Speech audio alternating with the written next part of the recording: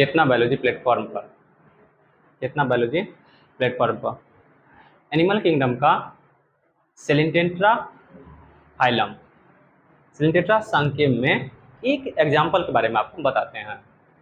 ये एग्जाम्पल एक ऐसा जीव है जिसमें रिप्रोडक्शन जो दो प्रकार का होता है। तो जैसे जनक है कोई, तो अगर वह लैंगिक जनन करता तो उसके जो संतान होता तो अपने जो जनक है उसके संरचना से अलग संरचना हो जाता, ठीक है। और वही अगर जीव अलैंगिक करता तो उसका भी संरचना अलग हो जाता।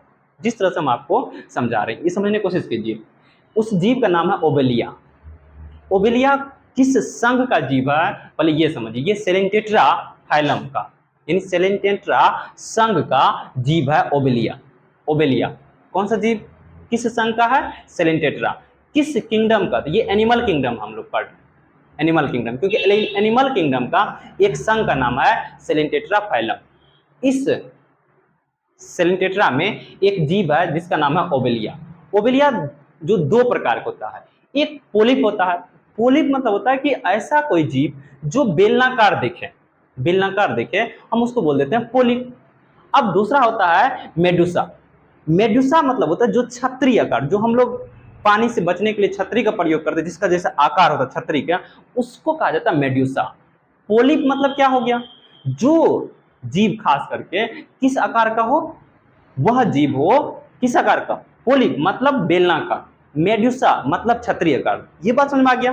अब दूसरा बात ये समझिए कि अगर ये ओबेलिया, ये एक ओबेलियन जीव है, क्या करता है, ये जो ओबेलिया है ये बेलना आकार है, तो इस जीव को हम बोलते हैं पोलिप।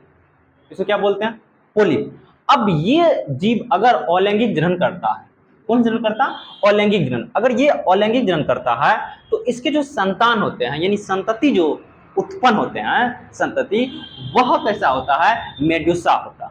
मेडुसा मतलब क्या, क्षत्रिय आकार का। कैसा संतान होता, वह क्षत्रिय आकार का संतान उत्पन्न होता है। कैसा उत्पन्न होता है, क्षत्रिय आकार का। अब दूसरा देखिए, ये ओबेलिया है, ये जीव एक ओबेलिया है, लेकिन इसका जो संरचना है बॉडी का वह है मेडुसा। मेडुसा मतलब हम क्या समझा आपको, वह क्षत्रिय आकार का, किस आकार का है, क्षत्रिय आकार का। लेकिन जब ये लैंगिक जनन करता है, कौन सा जनन करता है, लैंगिक जनन, तब इससे जो संतान उत्पन्न होता है वह पोलिप आकार का हो जाता, यानी कि बेलना आकार हो जाता। किस आकार का हो जाता, बेलना आकार का। तो सोचिए जनक कैसा, संतान कैसा। जनक था मेडुसा और संतान हो गया पोलिप, यानी संतति कैसा हो गया, पोलिप। तो क्या ये बात समझ में आया। ये बहुत ही अच्छे क्वेश्चन है जो आपको याद रखना होगा। अगर पोलिप अलैंगिक जनन करता है तो मेडुसा में परिवर्तन होता है। दूसरा बात, अगर मेडुसा लैंगिक जनन करता तो वह पोलिप में कन्वर्ट होता। किसमें कन्वर्ट होता, पोलिप में। ये याद रखिए, इस जीव का नाम है ओबेलिया। किस संघ का है, सेलेंटेट्रा संघ का ये जीव है। क्या ये बात समझ में आ गया। ये छोटे छोटे पॉइंट हम आपको पढ़ाएंगे। यूट्यूब चैनल को सब्सक्राइब और शेयर करें।